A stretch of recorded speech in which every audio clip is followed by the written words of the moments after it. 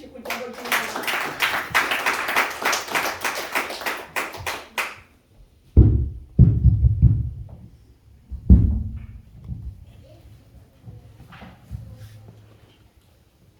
Zambelanga nalikolo kombonayo ekumama Zambelanga nalikolo kombonayo ekumama Zambelanga Zambelanga nalikolo kombonayo ekuma Zambelanga Zambelanga nalikolo kombonayo ekuma likolo ezali efandeli nayo yawe kombonayo ekuma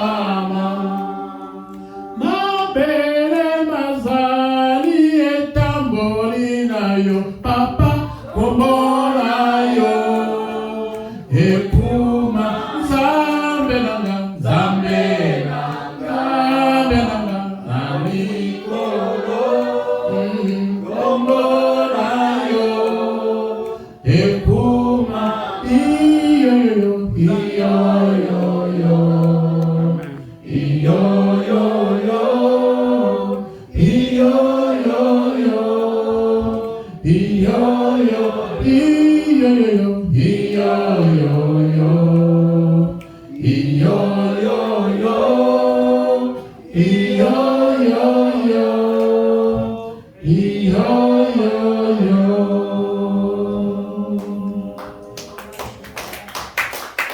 Alléluia. Nous allons nous lever pour le respect de la parole de Dieu.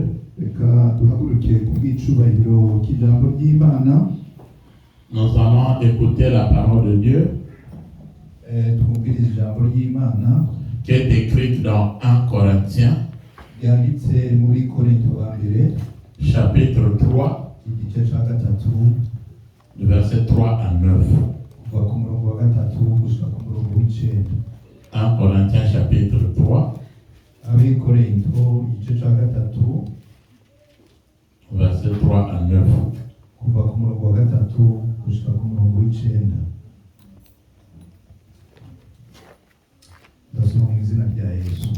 Amen.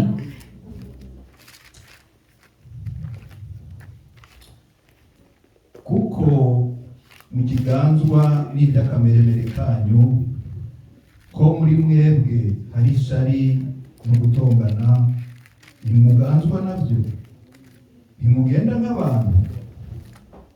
Umuntu umwe ko avuga ati jeho ndi wa Paulo, uwundi ati jeho ndi wa Apolo, ntimuri abantu se?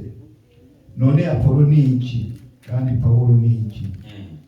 Mbega s'abakozi batumye mwizera Imana nk'uko Imana yahaye umuntu wese? Ni jewe nateye imbuto, Apolo arazivomera, ariko Imana niyo yazikujije. Nuko uwuzitera ntaco amaze, kandi uwuzivomera atari Imana ikuza. Uwuzitera n'uwuzivomera ni bamwe, ariko umuntu wese azogerwa nk'uko yakoze igikorwa ciwe. Kuko Imana ariyo dukorana, namwe muri umurima w'Imana, muri inzu yubakwa n'Imana. Amen. Nous allons nous asseoir avec les acclamations.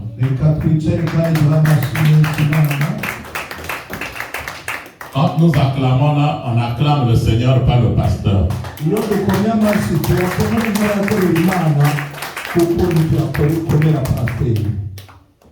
Les supporters et les fanatiques, c'est le thème d'aujourd'hui. Abashigikizi n'imperekeza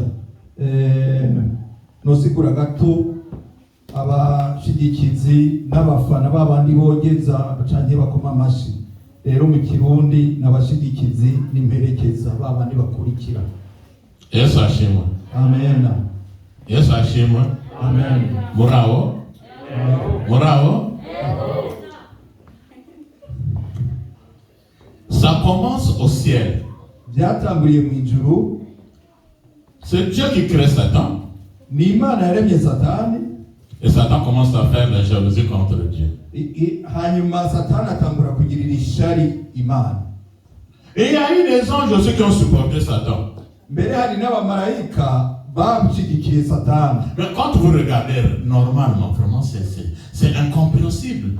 Ariko mubiravye ntimubona ko bisa n'ibidatahurika. On t'a créé. Barakuremye. Et tu viens jalouser celui qui t'a créé. Hanyuma ucugirira ishari wawe ni nyene yakuremye. Les supporters. Abashigikizi.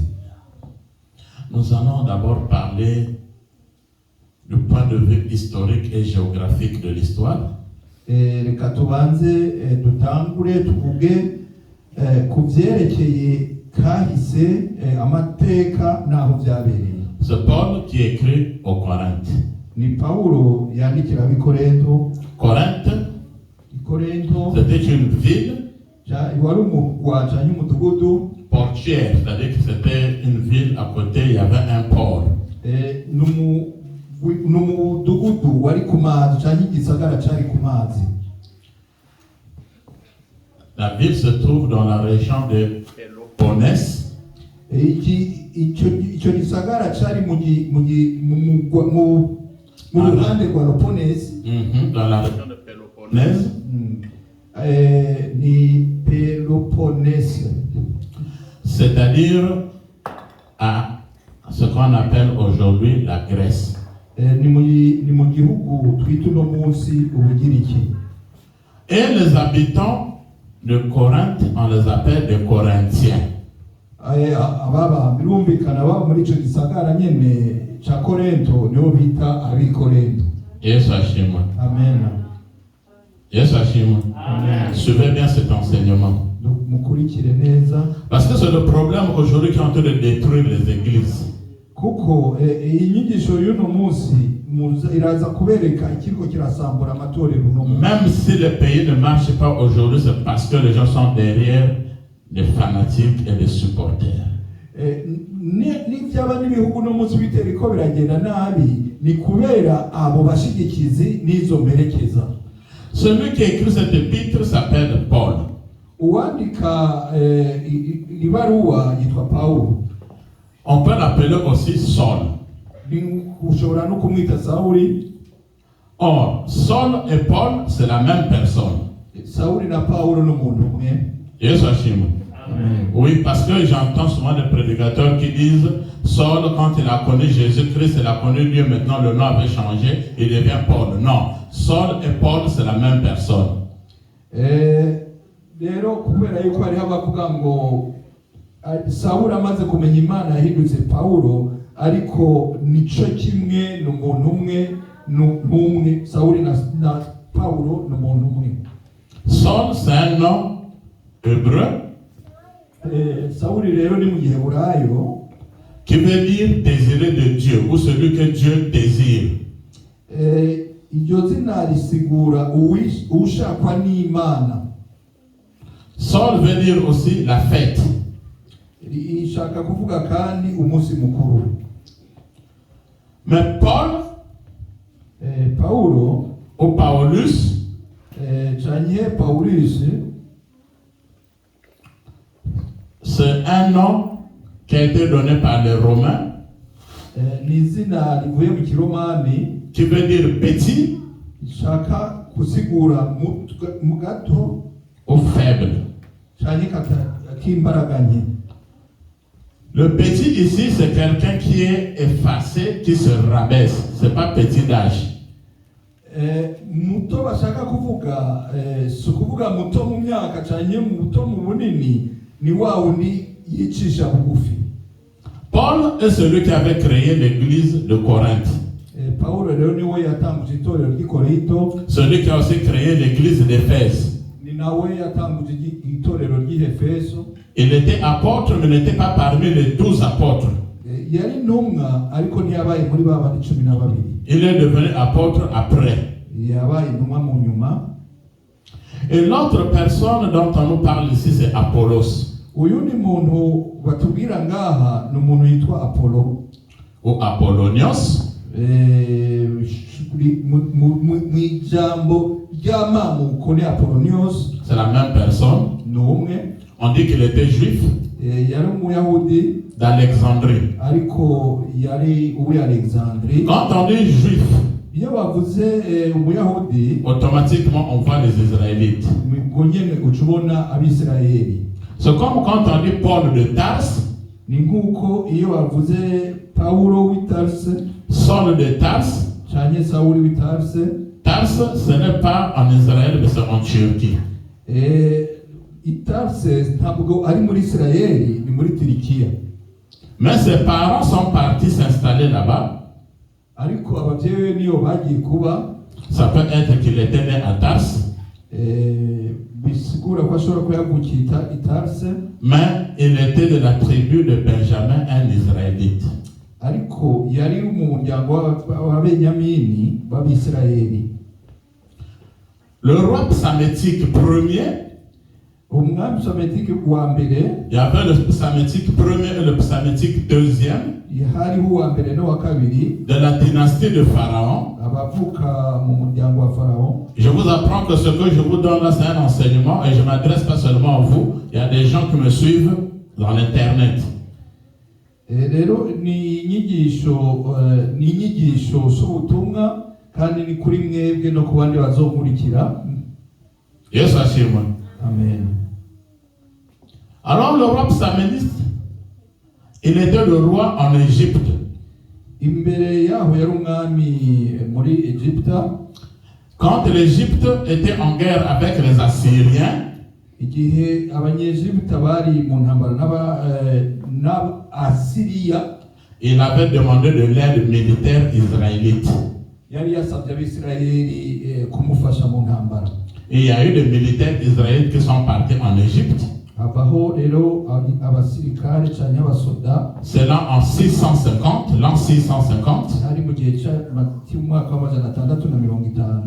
Et ces militaires-là n'ont jamais quitté l'Égypte, se sont installés en Égypte, les militaires israélites. Abo Bisirayeli rero ntabwo bigeze bava muri Egypta, bagumyeho. Yesu ashimwe. Nous sommes sur l'histoire et la géographie. Turi mu ndondabihugu na kahise. Alléluia. Alléluia. Alors je voudrais vous montrer là que il y a eu même des Israélites, des Juifs, qui sont partis se réfugier aussi en Égypte. Kandi hari n'Abisirayeli bahunze bagahungira muri Egypte. Toujours en 650, l'an 650. Au premier ère. Première ère.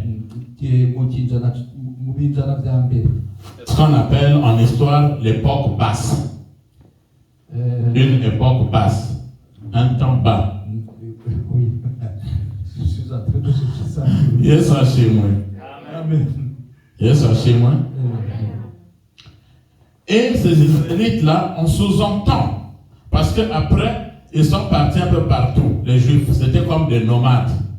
Rero abo bayahudi abo bagerereye muri Egypta mu nyuma baragendagenze abantu bagenda bimukira. Donc quand on dit Apollo d'Alexandrie, ça sous-entend qu'il était né à Alexandrie, mais des parents juifs. Rero uyu Apollo iyo tumuvuze ko ari uwi Alexandrie bisigura ko ariho yavukiye, ariko abavyeyi biwe abayahudi canke abisirayeli. Il quitte Alexandrie et il monte maintenant à Éphèse.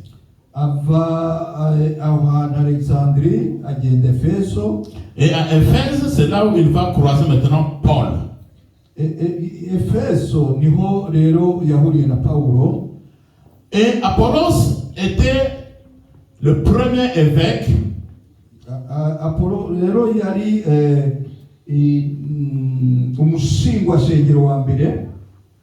À Césarée de Cappadoce. Césarée de Cappadoce, était appelée aussi Mazaka, hari hiswa Mazaga, la ville de Mazaka. igisagara cyitwa Mazaga.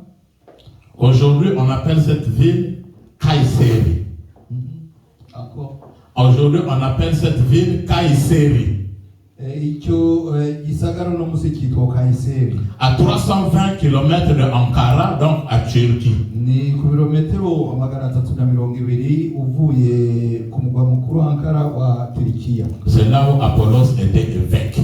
Niho Apollo yabaye umushingwabikorwa w'itorero. Yesu ashimwe. Amen. Maintenant, ce qui se passe ici, c'est que nous avons entendu, Rero ibi biriko biraba ibi twasomye, c'est qu'il y a eu division dans l'église à Corinthe. nuko habaye ukwitandukanya kwicamwe ibice mu itorero ry'i Korinto. Je vous rappelle que l'église de Corinthe a été créée par l'apôtre Paul.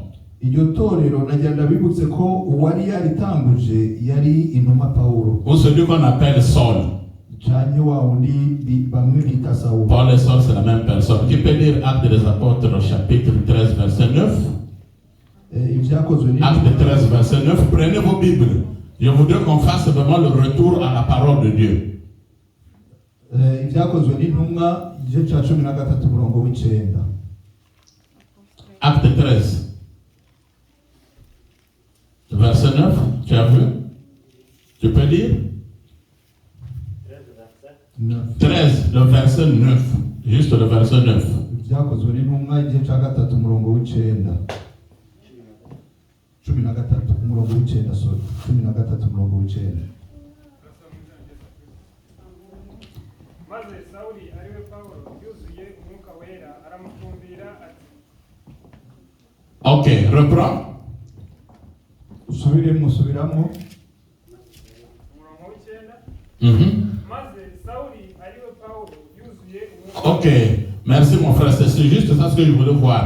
On dit, donc Paul, appelé aussi Saul, c'est la même personne. Ico nashaka ko mwumva Paulo ariwe yitwa Sawuli n'umuntu umwe. Saul, différent de Saül de l'Ancien Testament. Uyu Sawuli tuvuga ariwe Paulo atandukanye na wa Musawuli umwami wo mu isezerano rya kera. Parce que entre Saül de l'Ancien Testament et Saul du Nouveau Testament, il y a eu 1800 ans d'écart. Hagati yabo babiri Sawuli umwami na Sawuli ntumwa harabaye hahezemo imyaka 1800. Voilà la différence. Murumva bunini bwaho itandukanirizo nini. Alors Apollo rero c'est quelqu'un qui prêchait la parole de Dieu. N'umuntu yavuga ubutumwa. Il avait la connaissance de l'histoire. Yarazi amateka. Il avait la connaissance de l'Ancien Testament. Yarazi isezerano rya kera. Il était zélé dans la parole de Dieu. Mais il ne connaissait pas la puissance de l'effusion du Saint-Esprit, ni il ne connaissait pas aussi le baptême, juste le baptême de Jean-Baptiste. Ntabwo yarazi imbaraga za mpemu w'Imana, nta nubwo yarazi umubatizo w'inyuma ya Yesu, yarazi umubatizo wa Yohani Batista gusa. Alléluia. Il vient trouver une église qui est faite déjà par Paul. Et il y a eu des gens maintenant qui se sont rangés de son côté. L'église est divisée en deux. Mais les Écritures démontrent que Apollos était aussi très intelligent. Mu mateka yiwe turasanga Apollo yari umuntu azi ubwenge cyane. Mais bien aimé dans le Seigneur, comparé Apollo à Paul, vraiment il y avait une grande différence. Ariko bakundwa muri Kristo, Paulo na Apollo harimo itandukanirizo rinini. Qui était Paul? Paulo yari inde? Je vous ai dit tout de suite qu'il était de la tribu de Benjamin, un juif.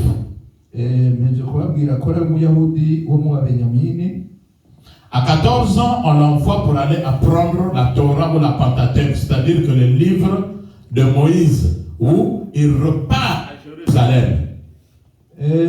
Ku myaka 14 rero bamurungitse kwiga ibitabo bya Mose i Yerusalemu Sous la direction d'un pharisien qu'on appelait Gamaliel. Yagiye mw'ishure rya Gamaliyeli, qui était un pharisien. yari umufarisayo. Donc Paul était aussi devenu pharisien. Paulo nawe umufarisayo. Or, être pharisien, il fallait donc bien respecter 613 lois, 613 commandements. Ariko rero kugira ushobore kuba umufarisayo wategerezwa kuba wubahiriza 100% amabwiriza amajana 613. La Bible dit que Paul était irréprochable. C'est pas moi, c'est la Bible. Ijambo ry'Imana tubwira yuko Paulo yubahiriza ata na kanunziko kacamo na gato. Et Paul respectait les 613 lois. Yubahiriza cyane ayo Bien-aimé dans le Seigneur. Bien-aimé dans le Seigneur. Nous n'avons que 10 commandements. Et ils avaient 613 lois. Mais nous n'arrivons pas à respecter les 10 commandements. Paul, c'est celui qui est parti au 3e ciel, monté sous l'onction du Saint-Esprit.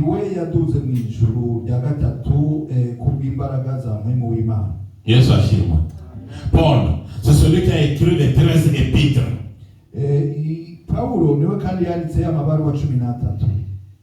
Paul est parti aussi pendant 3 ans sonder les Écritures en Arabie. 3 ans. À part le fait qu'il était formé sous Gamaliel. Paul parlait en langue. Les historiens disent que Paul était 10 fois plus intelligent que les autres apôtres. 10 fois plus intelligent que les autres apôtres.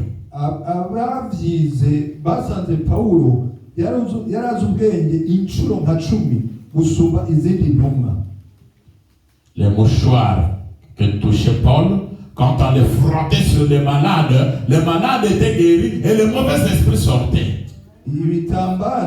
Byari byakoze kuri Paulo ikojeje kubagwaye abagwaye barakira n'imyuka mibi gahunga. Court de taille, yari mugufi, un peu bossu, afise inyonzo, avec une petite calvitie, agenda n'ubuhanza, mince, yonze, mais très intelligent. On peut l'appeler un génie. Dushobora kumwita babandi bita abageni barengeye mu bwenge. Mais je ne vous prêche pas Paul aujourd'hui. Je ne vous prêche pas Apollos aujourd'hui. Mais je ne peux que vous prêcher Jésus-Christ de Nazareth. Aujourd'hui, nous avons un problème dans les églises. Où les gens ne viennent plus poursuivre Jésus-Christ, on vient poursuivre les pasteurs, les évangélistes et les docteurs. Kubera yuko abana b'Imana abantu baza mu itorero ntibagikurikira Yesu Kristo, bakurikira abapasteri, abavugabutumwa, abigisha. Yesu ashimwe. Yesu ashimwe. L'église est un lieu auquel nous venons nous battre pour accéder au ciel un jour. Urusengero ni ahantu tuza kuniganira kugira ngo natwe tuze dushike umunsi umwe mw'ijuru. Si vous voyez aujourd'hui des supporters des équipes de football et des autres équipes, il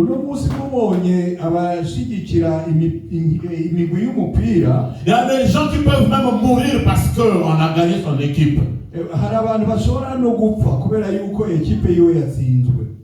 Il y a des gens même qui ne mangent pas parce que son équipe a été gagnée. Je vois même d'autres chrétiens parfois qui disent aujourd'hui je ne viens pas à l'église parce que mon équipe va jouer et doit suivre le match. Il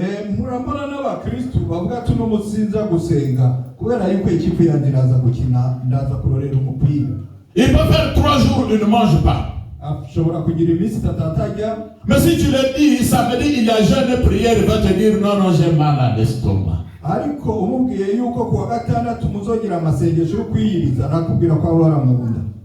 Les gens qui supportent aujourd'hui des personnes politiques parce que ton leader n'a pas gagné, il n'est pas passé président. Il y a des gens qui peuvent même piquer des crises. Abantu bakurikira abakora politiki iyo uwakurikira atatsinze amatora ngo abe umukuru w'igihugu hari abashobora no kugwara umutima. Qu'est-ce qu'ils gagnent? Bunguka iki? Et parmi ces gens-là qui leur supportent, beaucoup sont des chrétiens. Kandi benshi muri abo bashigikira ibyo benshi n'abakristo. Pendant que le footballeur ou le sportif que tu félicites là, que tu supportes, tu es fanatique, il a des buildings, il a une bonne maison, il a une bonne économie, il a de l'argent, et toi tu es en train de le supporter, tu n'as même rien, et tu ne donneras même pas 5 francs. Celui qui en bénéficie. Mu gihe wa wundi uri kurakurikira wa mukinnyi w'umupira wa wundi wiruka inyuma wewe ukenye wewe ushonje ariko yinjiza amamiliyoni nta n'ifaranga na rimwe hari n'igihe azoba atanakuzi. Les gens sont derrière les politiciens en train de supporter. Oui, dès qu'il passe président, ils vous oublient. Ce sont ses enfants qui s'enrichissent. Ce sont sa femme qu'on doit voir. C'est la famille qu'on doit voir. Bien-aimé dans le Seigneur, mieux vaut être derrière Jésus-Christ. Parce que si tu es derrière lui, comme un adorateur, il y a un bénéfice que tu vas recevoir. Alléluia. N'abakurikira abanyepolitike iyo batsinze ntibasubira kubibuka. Azokwibuka umugore wiwe n'abana biwe, azobatungisha, ariko wewe uzohera mu mwotsi, ariko abakurikira Yesu Kristo nta na rimwe ashobora kubibagira. Quand il y a des problèmes, les premières personnes, c'est vous qu'on viole, c'est vous qu'on tue, pas les enfants des politiciens. Au premier front, on ne peut pas voir les enfants des politiciens, ils vont les cacher quelque part, vous allez combattre, on vous viole, on vous tue, vous mourrez, et eux, ils restent, on est derrière eux. Qu'est-ce que vous gagnez? Iyo habaye ingorane abambere bicwa, abantu bakubitwa n'abasazi bari mwibarabara. Mbere yo hateye intambara bazofata mwebwe mwese, babandi bimperekeza, babandi babashigikiza, nibo bazogenda kugwana. Nta na rimwe mu ntambara umwana w'umuperezida, umwana wa minisitiri, umwana w'ukora politiki yigera agenda kurwana. Ni wewe uzokomeza gupfa. Aujourd'hui, les fanatiques et les supporters sont rentrés dans les églises. Ou derrière eux, il y a maintenant beaucoup de gens qui supportent tel pasteur, tel docteur, tel évangéliste. Au lieu de regarder Jésus-Christ en face, on est maintenant derrière les pasteurs. On commence à les chanter, les vénérer. On commence à les donner la place, même plus que la place de Jésus-Christ dans leur vie. Uno munsi rero hari abantu bari nyuma y'abapasteri, bari nyuma y'abavugabutumwa, bari nyuma y'abigisha, haguhanga amaso Yesu Kristo, bari nyuma y'abana b'abantu. Uno munsi baribagiye bahimbaza b'abantu, bahimbaza b'abakozi b'Imana gusumba guhimbaza Yesu Kristo ntibakibuka uwabahamagaye. C'est vous les chrétiens qui amenez maintenant ce désordre dans les églises. Nimwebwe abakristo rero uno munsi namwe muri ko murazana ko kavuya entre Saül et David, hagati ya Sauli na Dawidi. David finit de tuer Goliath. Dawidi ahejeje kwica Goliath. Et pourtant ça devait être une victoire commune. Ubundi yari intsinzi ya bose. Et les femmes. Ariko abagore, David a tué 10 000, Goliath a tué 1000, David a tué 10 000, Goliath a tué 1000. La jalousie commence à rentrer. Les supporters et les fanatiques. Abagore batango kuririmba ngo Dawidi yishe ibihumbi, Sauli yishe igihumbi, Dawidi yishe ibihumbi 10. Dawidi yishe igihumbi, Sauli yishe ibihumbi 10. Abagore batangura guhimbaza Dawidi umwami abamuto. Rero byazanywe n'indi ubwo gwango, iryo shari byazanywe nande babandi baririmba. Yesu ashimwe. Amen. Notre pasteur s'habille bien. Notre pasteur prêche plus que votre pasteur. Et même un pasteur qui passe et dit, moi j'ai ma belle voiture, j'ai une de maison plus que les autres pasteurs. Et ugasanga n'umupasiteri avuga ati jewe mfise imodoka nziza nyinshi, mfise n'amazu meza, mfise amazu arenga y'abandi bapastori. On lui donne 40 minutes de prêcher, il veut vous parler 30 minutes de sa famille. ubu mu kibanza cy'ikuza kubabwira ubutumwa bwiza amara iminota 30 ababwira umuryango wiwe. Ma femme est jolie. Umugore wanje ni mwiza. Mon mari est beau. Umugabo wanje. Ma femme s'habille bien. Umugore wanje yambara neza. Mais si ta femme est jolie, va la mettre dans le concours de Miss. Peut-être même dans le concours de Miss, elle pourra sortir avant-dernière ou dernière. Umugore wawe rero niyo ari mwiza mutware mu higanwa ry'abeza mu burazo bwa mbere cyane wa kabiri cyane wa gatatu. Yesu ashimwe. Amen. Yesu ashimwe. Amen. À l'église, Mwitorero on parle Jésus-Christ. bavuga Yesu Kristo. On chante Jésus-Christ. Baririmba Yesu. On prêche Jésus-Christ. Bigisha Yesu. On enseigne Jésus-Christ. Bigisha Yesu. On mange même Jésus-Christ, le corps et le sang. Mbere barya na Yesu bakanywa n'amaraso. Tu dois vivre Jésus-Christ de Nazareth. Utegerezwa kubaho Yesu w'i Nazareth. Tu dois marcher à l'exemple de Jésus-Christ. Ugutambuka ukurikira intambwe za Yesu Kristo. Même tes paroles qui sortent doivent être accompagnées du nom de Jésus-Christ. N'amajambo yawe asohoka aherekezwa n'izina Yesu Kristo. Tu dois refléter la vie chrétienne. Utegerezwa kubaho ubuzima buboneka kuri umukristo. Quand on te voit, on doit voir Jésus-Christ en toi. Igihe bazokubona bazobona Yesu Kristo muri wewe. Yesu ashimwe. Yesu ashimwe. Yesu ashimwe. Nous avons entendu ce que la princesse de Dieu vient de nous dire. Asta. Tuwejeje kumva ivyo umukozi w'Imana Asta yatubwiye. Hérode était assis sur un trône. Hérode yari yicaye ku ntebe y'ubwami. Les gens ont commencé à crier, c'est la voix de Dieu et non la voix d'un homme. Abantu batangura gusemerera ngo n'ijwi ry'Imana si ijwi ry'umuntu. C'est le culte de personnalité. Uko n'uguhimbaza umuntu. Le moi c'est moi. Jewe ni jewe. En dehors de moi, il n'y a pas une autre personne. Atari jewe nta wundi. Je prêche bien.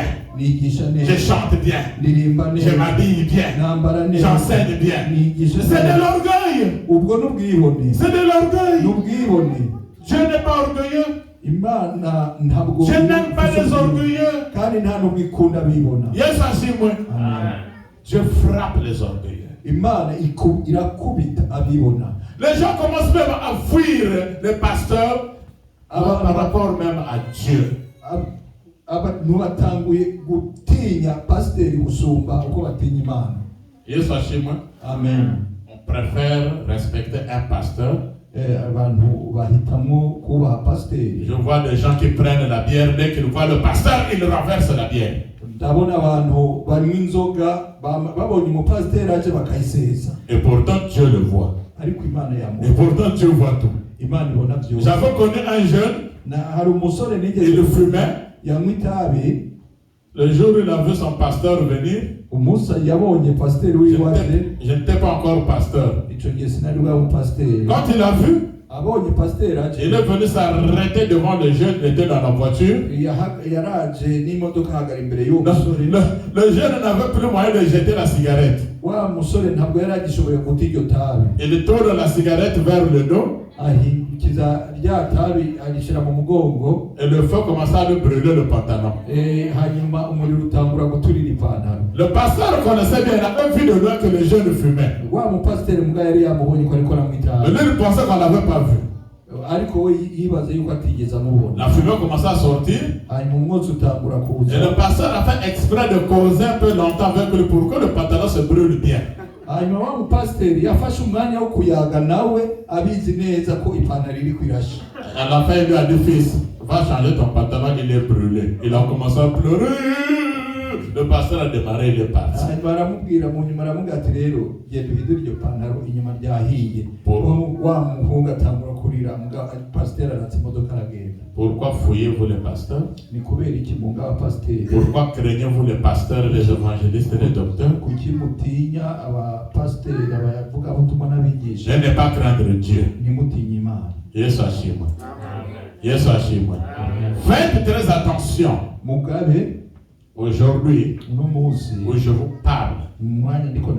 Beaucoup sont maintenant derrière de faux pasteurs, de faux docteurs, de faux évangélistes. Benshi bari nyuma y'abapasiteri b'ibinyoma, abigisha b'ibinyoma n'abavugabutumwa b'ibinyoma. Le problème des fanatiques et des supporters, C'est ce qui fait que l'Afrique ne puisse pas se développer aujourd'hui. iyo ngorane y'abashigikizi n'imperekeza niyo itumye na Afurika uno munsi idashobora gutera imbere. Pourquoi? Kubera iki? Parce que la démocratie est devenue synonyme de la démographie.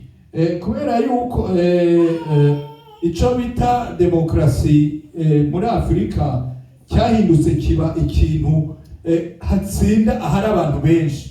Yesu ashimwe. Au lieu de voter le projet de société d'un président ou de quelqu'un, on préfère le voter par appartenance ethnique. Ha gutora wa wundi ariko arababwira gahunda iri imbere abaha imigambi iri imbere myiza batora uwo basangiye ubwoko. Parce que vous êtes de la même région, vous parlez la même langue. Mais ces choses sont rentrées dans l'église, bien-aimés.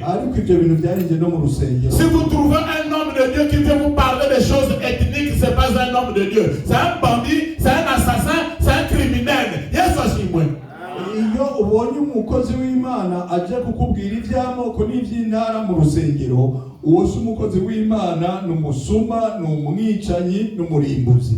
Dès qu'il commence au téléphone, tu le bloques le téléphone.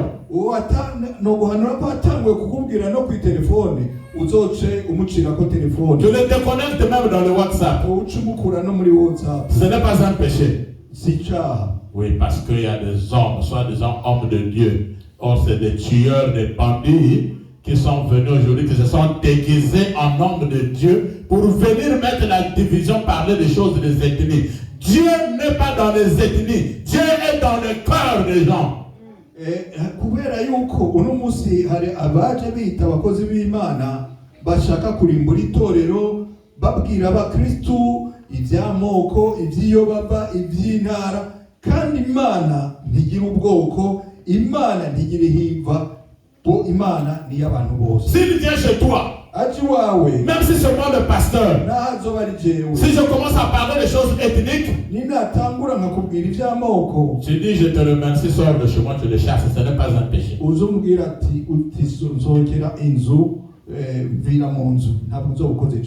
Ce sont des choses ethniques qui ont fait aujourd'hui que vous laissez vos familles. D'autres familles, les gens sont morts à cause des appartenances ethniques.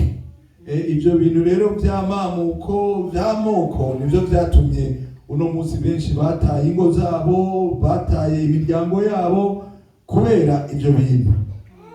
Yesu ashimwe. Yesu ashimwe. À la croix, Jésus-Christ, il y avait Jésus-Christ et Barabbas qu'on devait crucifier. Mais on demande aux gens, entre Jésus-Christ et Barabbas, pas Barnabas, Barabbas, vous voulez qu'on libère qui? Tout le peuple, la majorité, libérer Barabbas, c'était des fanatiques et des supporters. Barabaza abana bati hagati ya Yesu na Baraba ninde tukuye kurekura? Abantu bose bakomye induru, benshi bakomye induru ngo turekurire Baraba, turekurire Baraba. Kubera iki? Abo bari babandi babashigikizi n'imperekeza. Une petite minorité. Abantu bake. Libérer Jésus-Christ. Libérer Jésus-Christ. Mais Jésus-Christ n'a pas besoin de fanatiques. Jésus-Christ n'a pas besoin de supporters. Jésus-Christ a besoin de vrais adorateurs. Ceux qui l'adorent en vérité, en esprit et en mensonge. En esprit et en mensonge. En esprit et en vérité. Yes, en esprit et en vérité. En esprit et en vérité. On a besoin des adorateurs aujourd'hui dans les églises. On a besoin de vrais chrétiens dans les églises aujourd'hui. Pas de supporters. Pas de fanatiques. Il y a des gens qui viennent à l'église parce qu'on doit voir ce qu'il a porté. On doit voir la beauté qu'il a faite. On se trompe d'objectif. Jésus-Christ a besoin de vrais adorateurs. Yesu akeneye abamusenga mukuri. J'ai vu un docteur de théologie à l'internet. Nabonye kuri internet umwigisha yize cyane akaminuza ibya théologie. Faites attention avec l'internet. Mugabe cyane mu byo mubona kuri internet. Yesu ashimwe. Yesu ashimwe. C'est bien de suivre les messages à l'internet, mais tous les messages ne sont pas des bons messages. Ni byiza kubona ubutumwa kuri internet, ariko ubutumwa bwose buri kose bwiza. Ce docteur disait, mwigisha avuga, vous pouvez prendre de vin alcoolisé. Murashobora kunywa divayi ihiye. Je suis rentré en contact avec lui. Ndamuhamagara. Il dit c'est pas un péché. Aravuga ati si icyaha. Jésus-Christ avait changé l'eau en boisson. Yaravuga ati Yesu yahinduye amazi mu muvinyu. Yesu ashimwe. Amen. Jésus-Christ avait changé l'eau en boisson. Yesu yahinduye amazi mu muvinyu. Bien-aimé dans le Seigneur, Bakundwa muri Kristo, la boisson que Jésus-Christ avait changée, umuvinyu yahinduye Yesu, c'était pas une boisson alcoolisée. ntabwo waruhiye cyane ntabwo. Est-ce qu'on peut clamer pour notre Seigneur Jésus-Christ? Dieu ne se contredit pas. Imana ntabwo yibeshuza. Dieu ne se contredit pas. Imana ntiyibeshuza. Cher docteur, mwigisha, je vais te répondre. ngira ngwishure. Je t'appellerai, tu as mon numéro de téléphone, tu l'as pris à l'internet. Nzoguhamagara kubera yuko una nimero ziwanje warazitoye. Mais si je parle, c'est parce que tu as dit de fausseté, tu as biaisé, et moi je dois redresser cela sur mon rôle d'enseignant. Nanje rero kubera yuko wigishije bitari byo, nanje ndakwigisha ibirukuri kuko nicyo gikorwa cyanje nk'umwigisha. Qui peut nous lire Ephésiens chapitre 5, le verset 18? Il y a des gens qui supportent ce docteur-là, qu'on peut boire et pour se saouler de boisson. Ce n'est pas un péché. C'est un docteur qui a enseigné. Faites attention. Ephésiens combien? Ephésiens chapitre 5, le verset 18, nous dit quoi? Abanyefesi igice cya 5:18 uvuga iki? Turasoma mu izina rya Yesu. Amen.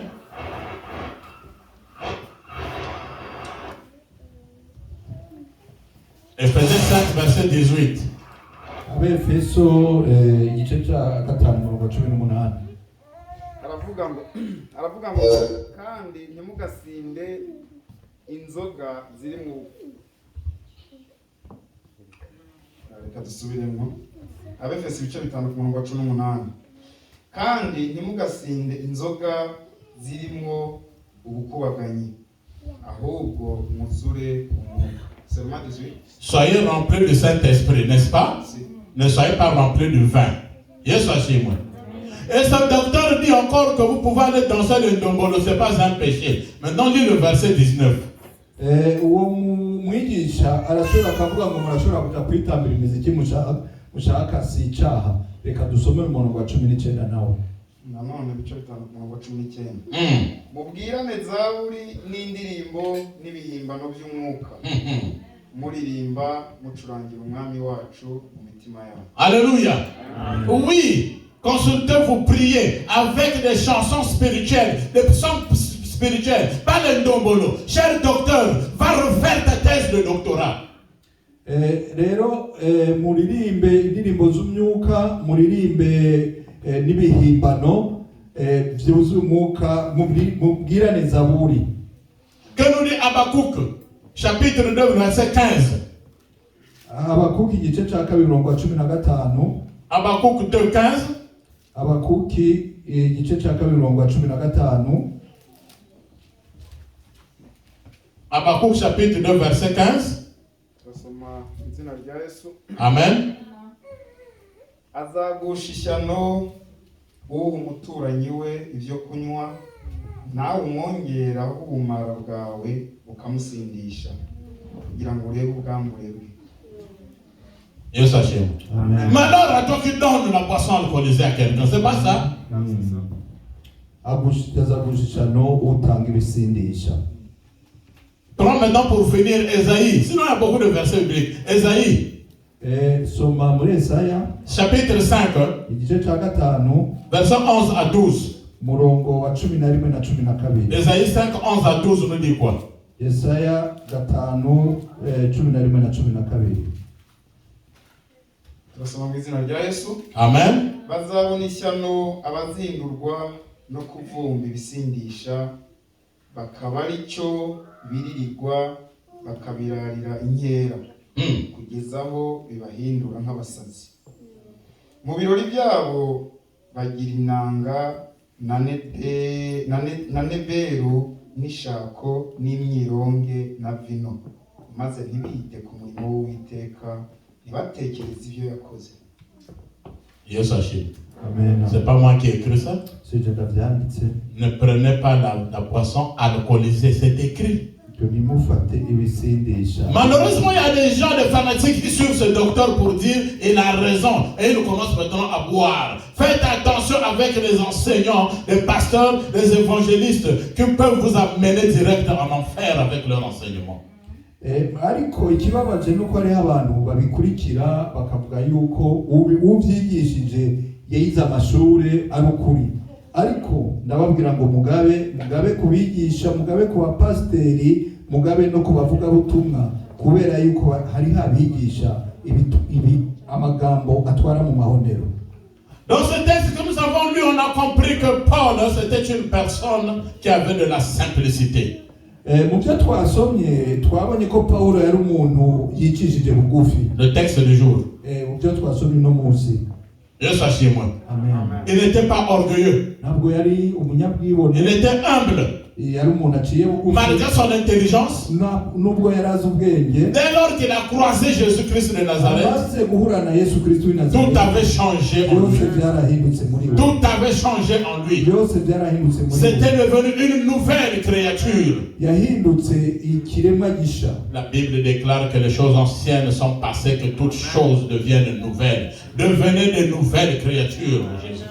Ijambo ry'Imana ritubwira ngo ibya kera byararangiye, ihasigaye bisha, muhinduke mube ibiremwa bisha mu izina rya Yesu. Il a dit que parmi vous il y a des jalousies. Aravuga ati muri mwebwe harimwo amashari, Il y a des querelles. harimwo intonganya. Dans une église, il ne doit pas avoir de querelles. Mu itorero ntabwo akwiye kuba intonganya. Même s'il y a un problème, vous pouvez l'arranger entre frères et sœurs. Naho hoba ikibazo ni mu gihe hagati y'abavuka. Même si les querelles viennent de la maison de la famille, ça s'arrange au nom de Jésus-Christ. Naho zoba ziva mu muryango canke mu rugo, birashoboka murabirangiza mu izina rya Yesu. Vous savez que dans une église, si les jalousies commencent, moi ça me fait peur, je quitte cette église-là parce que je n'aime pas les jaloux. Jewe hatanguye ishari mu itorero, nuwa mbere ahunga kuko sinkunda abantu bishari. Yesu ashimwe. Et vous aussi, je sais que vous n'aimez pas les jaloux. Ndazi ko namwe mudakunda abantu bishari. Parce que le jaloux peut te tuer. Kubera yuko umunyeshari ashobora Le jaloux est prêt à faire du mal. Umunyeshari aba yiteguye gukora inabi. Mais nous voulons vivre la sanctification ici pour que nous puissions accéder au paradis un jour. Ariko dushaka kubaho ukwezwa kugira ngo umusurizina tuze duhurire mu bwami bw'Imana. Et Paulo, il a fait ce qu'on appelle le sapeur-pompier, mettre un calme. Yabaye ushiraho umutuzo. Certains sont pour Paul, bamwe baraba Paulo, d'autres pour Apollos. abandi bakaba Apollo. Il vient leur dire Araza arababwira que yuko ça soit Paul, donc lui Paul, aba Paulo, que ça soit Apollos, abana Apollo, tous, bose ce sont les ouvriers auxquels Dieu a envoyé pour vous communiquer la parole. Bose ni ntumwa n'abakozi Imana yarungitse kugira bababwirize ubutumwa bwiza. Apollo a arrosé, Apollo yaravomeye. moi Paul j'ai planté, Jewe Paulo narateye. mais c'est Dieu qui fait croître. Ariko kuza ni Imana. Yes, assure-moi. Dans une église, vous êtes 100. Si le nombre diminue 50, après vous devenez 25, c'est la décroissance. Or, je prophétise que cette église puisse croître en nombre et spirituellement au nom de Jésus-Christ de Nazareth. Iyo mu itorero babaye 80 hanyuma 50 hanyuma 20 si ugukora ku bakora ariko ariko ndahanura muri rino torero tuzokura mu mwuka twongere dukure no mu gitigiri. Murao? Murao? Muranyumva? Muranyumva?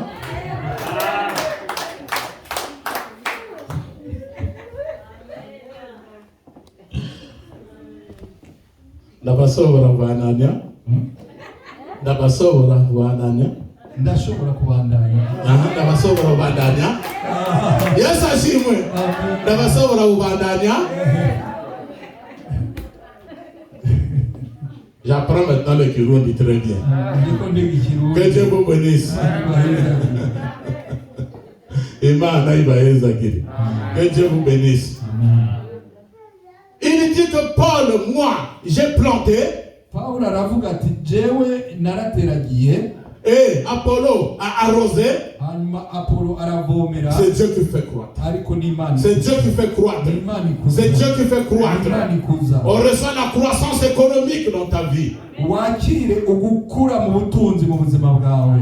Reçois la croissance spirituelle dans ta vie. Vous savez qu'il y a des chrétiens qui sont là sur place 10 ans, 20 ans. Il n'y a pas de croissance. Vous devez croître spirituellement au nom de Jésus-Christ.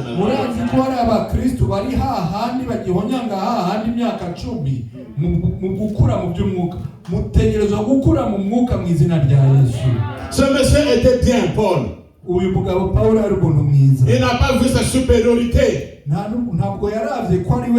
il a couvert son frère.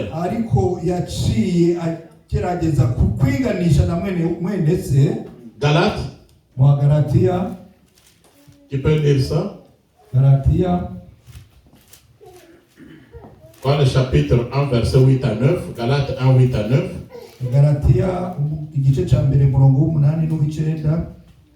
Galates 1, 8 à 9. Igice ca mbere Galatia igice ca mbere murongo w'umunani n'uw'icenda. Turasoma mu izina rya Yesu. Amen. Aravuga ngo ariko nihagira ubabwiriza ubutumwa butari ubwo twababwirije ari twe cyangwa ndetse marayika uvuye mu ijuru umwe nk'uko twabanje kubivuga, nanone nongeye kubivuga nti niba umuntu ababwira ubutumwa budahura n'ubwo mwemeye mbere avumwe. Alléluia. Amen. Même si un ange veut vous prêcher la parole, contraire à ce que il n'a pas dit moi j'ai prêché, mais nous avons prêché. Lui est Apollos. Apollos était son frère, pas son ennemi. Yesu ashimwe. Aravuga ati naho hoza umumarayika kubabwiriza ubutumwa butandukanye n'ubwo twababwirije. Ntabwo avuga ngo nababwirije, ngo twababwirije. Avugira we akongera akavugira na Apollo, kuko Apollo yari mwene se, ntabwo yari umwanzi wiwe. Or aujourd'hui, il y a maintenant des hommes de Dieu qui sont orgueilleux. Dès qu'on le dit, comme a dit la servante de Dieu, ah tu prêches bien, tu enseignes bien, tu chantes bien. Ah mais oui, je suis plus que l'autre. Hein. Moi, lui, il ne vaut pas. Oh, nous sommes seulement égaux dans l'œuvre de Dieu. C'est ce que Paul dit.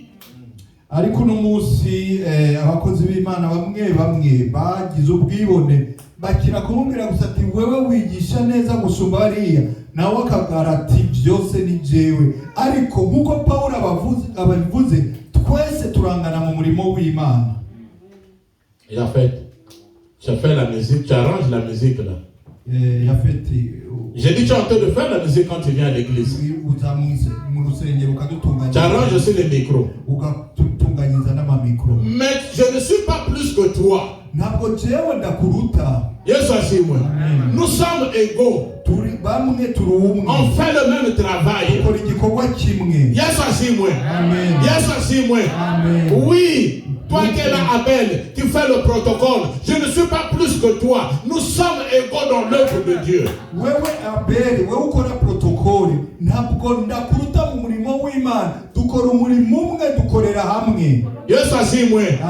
la servante de Dieu, tu viens de donner l'officiant ici. Celui qui prêche n'est pas plus supérieur que toi.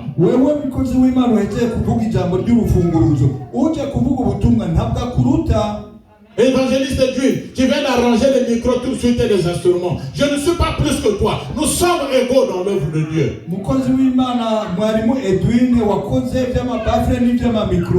uheje gukora umurimo w'Imana ntabwo jewe ndiko ndavuga ubutumwa ndakuruta turangana mu murimo w'Imana. Dieu soit sur moi.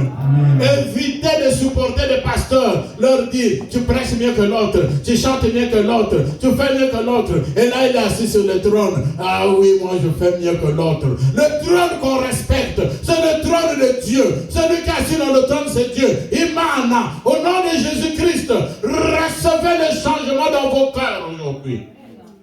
Mwirinde rero kubwira abapasiteri ngo wewe wigisha neza, wewe urakomeye gusumba abandi, mubeba abo kubereka ko bakomeye, kubera ko baca bicara bakumva barakomeye baruta. Ariko intebe yubashwe ni intebe y'Imana gusa. Ndabinginga guhinduka no gukura uno munsi mu izina rya Yesu. Les enseignements sont rentrés aujourd'hui. Les enseignements. Où on va vous dire le baptême au nom du Père et du Fils et du Saint-Esprit faux. J'espère que vous avez déjà entendu ça. Aho bazobabwira ngo umubatizo ngo mu izina rya Data na Mwana na Mwemu ngo siwo. Matthieu 28. Nibaza ko mwabyumvise. Matthieu 28 verset 19. Faut bien noter. Matayo 28 umurongo wa 19. Matthieu 28 verset 19. Matayo 28 umurongo wa 19. La Bible dit quoi? Uravuga ngo turasoma mu izina rya Yesu. Amen. Nuko mugende muhindura abantu bo mu mahanga yose abigishwa, mubabatiza mu izina rya Data wa twese n'Umwana n'Umwuka wera. Oh, alléluia. Est-ce qu'on peut acclamer le Seigneur? C'est Jésus-Christ qui l'a dit.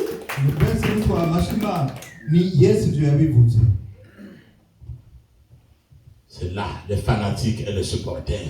Il y a un pasteur qui avait dit qu'au nom du Père, du Fils et du Saint-Esprit, le baptême là que tu as reçu, c'est faux. Donc il va contredire Jésus-Christ ici. Nous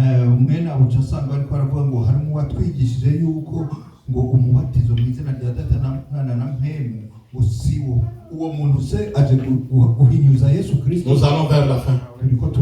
Tu peux lire 1 Corinthiens chapitre 1 verset 11 à 13. Ninde iyo dusomera muri Korinto wa mbere igice cya mbere kuva ku murongo wa 11 gushika ku 13. 1 Corinthiens 1 abi Korinto wa mbere igice cya 11 à 13 kuva ku murongo wa 11 gushika ku murongo wa 13.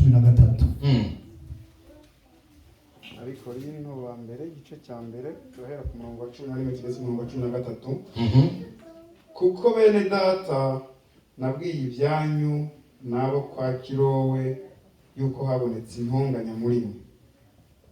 Icyo mvuze ngiki nuko umuntu wese muri mwe avuga ati jyeweho nduwo kwa Paulo, undi akavuga ati ariko jyeweho nduwa Apolo, undi nawe ati jyeweho nduwa Kefa, undi ati jyewe nduwa Kristo. Mbese Kristo yagabanijwemo ibice? Paulo niwe yababambiwe, cyangwa mwabatijwe mu izina rya Paulo? 14 aussi. Alléluia. Amen. Tu peux t'asseoir. Paul a été crucifié à cause de vous. Vous avez été baptisé au nom de Paul. Vous avez été baptisé au nom d'un pasteur. Il y a un homme de Dieu qui a été crucifié à cause de toi. Nous devons seulement mettre le nom de Jésus-Christ devant. Jésus-Christ de Nazareth. Jésus-Christ de Nazareth. Jésus-Christ de Nazareth. Yes, Ashimwe. Dutegereza gushira imbere izina rya Yesu Kristo w'i Nazareti, Yesu Kristo w'i Nazareti, Yesu Kristo w'i Nazareti. Notre église est mieux que votre église. Urusengero rwacu rurarutugu iwanyu. Vous savez qu'aujourd'hui il y a des gens qui viennent même chercher des chrétiens ici, voler les chrétiens. Alors dans une autre église là-bas, on partage les pains. Vous êtes venus pour le pain, pour la parole de Dieu. Murabizi ko no munsi hari abantu baza no kwiba abakristo bakaza ngaho bakababwira ngo tugende hariya ngo hariya baratanga imikate baratanga. Mbese mwaje kurondera imikate cyane mwaje kurondera ijambo ry'Imana? Celui qui prend une femme en mariage, utoye umugore baje kubaka, il sait qu'il s'est engagé. Ababizi yuko ari gihango. Cela veut dire qu'il doit faire manger cette femme là. Bazi neza yuko azogaburira uwo mugore, il doit l'habiller, ategereza kumwambika, il doit s'occuper de sa santé. ategerezwa no kurinda amagara yiwe. Yes, Amen. si vous avez un mari qui ne fait pas ça, c'est un faux mari. Ni waba ufise umugabo atabikora n'umugabo atari we. Mais je suis sûr que tous les maris font ça. Ariko ndazi neza ko abagabo babikora. Alors si les maris peuvent faire ça à la femme, à combien plus forte raison Jésus-Christ qui est notre époux, il va s'occuper de l'épouse qui est l'église, toi et moi. Alléluia. Niba umugabo abikora ni gute Yesu Kristo atazobikorera umugore wiwe, kuko twebwe turi umugeni wa Kristo, itorero n'umugeni wa Kristo. Rero ni itegeko kuri we kudukorera ibyo byose. C'est-à-dire qu'il va te donner le pain, Rero azoguha umukate, la santé, azoguha amagara, la protection, azoguha uburinzi, la paix, azoguha amahoro, la joie. umunezero. Yes, Amen. Amen. Est-ce qu'on peut acclamer pour notre Seigneur Jésus-Christ? Pourquoi courir derrière le pain? Ni kubera iki twiruka inyuma y'imigati? Les fanatiques vont courir. Là-bas, on donne le pain. Hein? Là-bas, on donne la nourriture. Jésus-Christ n'est pas là pour les pains de nourriture. Imperekeza zizokwirukanka kuko zivuga ngo hari abazotanga umukate, hari abazotanga ibi, ariko Yesu Kristo atanga byose. Et il dit encore, Arasubira aravuga, je suis vers la fin. ndiko ndarangiza. Il dit, nous sommes des ouvriers avec Dieu. Aravuga ati twebwe turabakozi bakorana n'Imana. Pas des bureaucrates, les gens qui sont dans des bureaux, mais des ouvriers avec Dieu. Ntiyavuze ko ari abanyabiro bakora bicaye, yavuze abakozi bato bakorana n'Imana. Un ouvrier, ça veut dire qu'il a un patron. Umukozi muto aba afite shebuja. Et notre patron, c'est Jésus-Christ de Nazareth. Databuja ni Yesu Kristo w'i Nazareti. Et il dit maintenant à la fin que vous, donc l'église, vous êtes le champ de Dieu. Mukurangiza aravuga ati mwebwe mu yandi majambo itorero muri umurima w'Imana. Yesu ashimwe. Amen. Vous n'êtes pas le champ de pasteur. Ntabwo muri umurima wa pasiteri. Alléluia.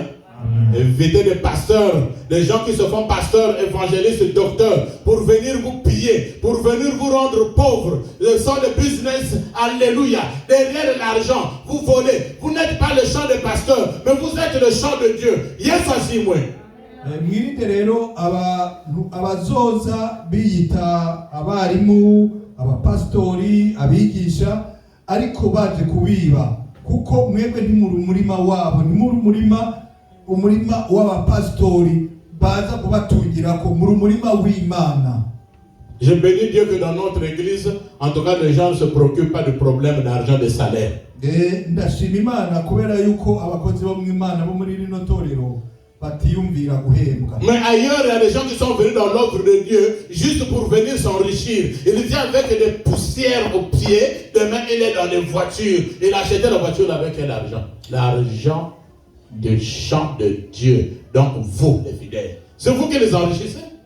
Hariho abaza mu murimo w'Imana bakaza ivumbi ryuzuye ibirenge, hahera iminsi mikenyi ukabona bafise imodoka, none amafaranga muri ako kanya gato baba bivye muri wa murima w'Imana. Uwo murima w'Imana ari ryo torero, ari bo bana b'Imana.